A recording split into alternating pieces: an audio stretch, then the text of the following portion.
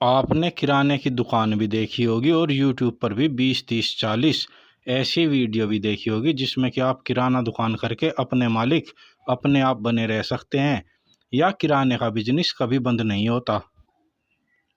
इस तरह की बातें आपने सुन ली है। और लॉकडाउन में भी किराने का बिजनेस ही एक ऐसा बिजनेस था जिसमें किराने की दुकान चली भी और खूब मुनाफा कमा कर भी दिया। आपने ऐसी वीडियो भी देखी होगी जिसमें बताया गया है कि आप किराना दुकान को अपने घर से ही शुरू कर सकते हैं और आप इसे 10-20 हज़ार या 30-40 हज़ार रुपये से भी शुरू कर सकते हैं। तो ज़रा ठहरिए, हर सिक्के के दो पहलू होते हैं, पॉजिटिव और नेगेटिव।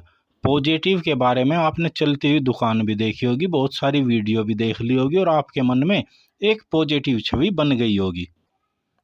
पर सिक्के का दूसरा पहलू भी होता है जिसे हम नेगेटिव या काला पॉइंट भी कह सकते हैं। तो इस काले पहलू की भी हमें जानकारी होनी चाहिए। चलिए जानते हैं ये किराना दुकान का बिजनेस आपके लिए है या नहीं है। आज के टाइम पर पैसा कमाने के लिए सैकड़ों विकल्प मौजूद है। बस आपको पता होना चाहिए कि पैसा कहाँ से आ सकता है और कितना आ सकता है और आप किस जगह से पैसा कमा सकते हैं। आपने भी अगर किराना दुकान करने का मन बना लिया है तो सबसे पहली बात एक जान लीजिए, इस बिजनेस में आपको सुबह 5-6 बजे उठना होगा और रात को 9-10-11 बजे आपको सोना होगा।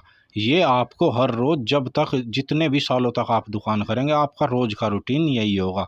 इस बात को भली भांति पहले ही समझ लीजिए।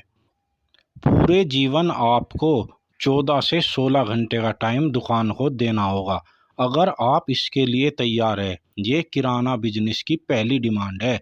आप इसके लिए तैयार है तो किराना बिजनेस कीजिए, वरना और बहुत बिजनेस है, नौकरी है।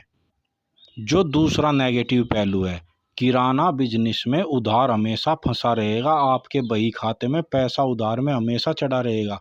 अगर आप उधार को खे सकते हैं, आप सह सकते हैं और उधार के बावजूद भी आपकी दुकान चल सकती है, यानी कि आपके पास इतना पैसा है, तो आप इस बिजनेस में आइए। और सिर्फ उधार फंसा ही नहीं रहता, उधार डूबता भी है, काफ़ी पैसा तो वापस आता ही नहीं है।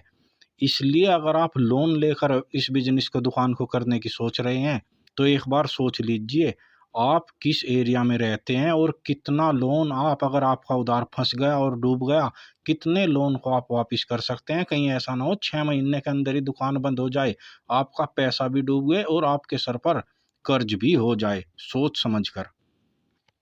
जो अगली सबसे ज़रूरी बात है, किराना दुकान में मार्जिन बहुत ही कम होता है और कंपटीशन बेहद हाई होता है।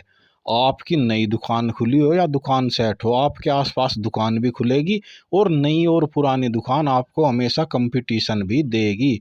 अगर आप कंपटीशन फेस करने को तैयार है और आप लो मार्जिन में भी ज़्यादा सेल कर सकते हैं तो आप इस बिजनेस की ओर आइए।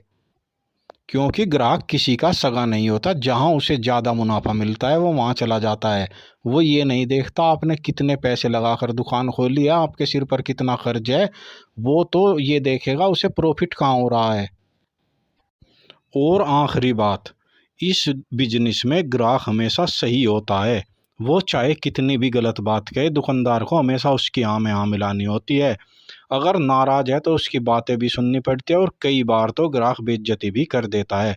अगर इन सब बातों से आपकी ईगो हर्ट होती है और आप, अगर कोई आपको गाली गलौज दे जाए या ऊंचा बोल जाए, आपको लगता है यार आपकी तो इज्जत चली गई, तो ये बिजनेस आपके लिए नहीं है। इस बात को भी अच्छी तरह समझ लीजिए। अगर अब तक बताई गई बातों को आप नेगेटिव को पॉजिटिव में बदल सकते हैं और इनसे जूझ सकते हैं तो ये बिजनेस आपके लिए है, वरना इस बिजनेस को मत कीजिएगा और बहुत से काम हैं।